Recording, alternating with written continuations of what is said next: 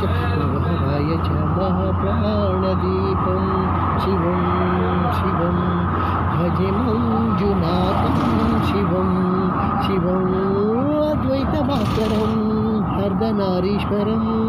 उदशतकयङ्गमं चतुर्दितिसङ्गमं पञ्चभूतात्मकं षट्शत्रुनाशकं सप्तस्वरेश्वरम् अष्टसिद्धीश्वरं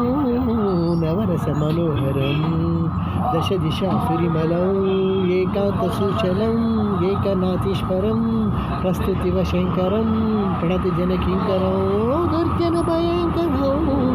सज्जनशुभस्करं भाणिभवकारकं प्रकृतिहितकारकं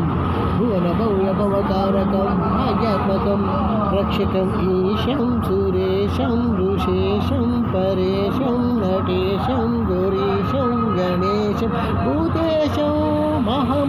महामधुरपञ्चाक्षरी मन्त्रमार्चं महेशवर्षं प्रवर्षं सुशेषं नमो हराय च स्वरहराय च पुरहराय च रुद्राय च भद्राय च इन्द्राय च निमित्ताय च निर्विद्राय च महाप्राणदीपं शिवं शिवं भजे मञ्जुनाथं शिवं शिवं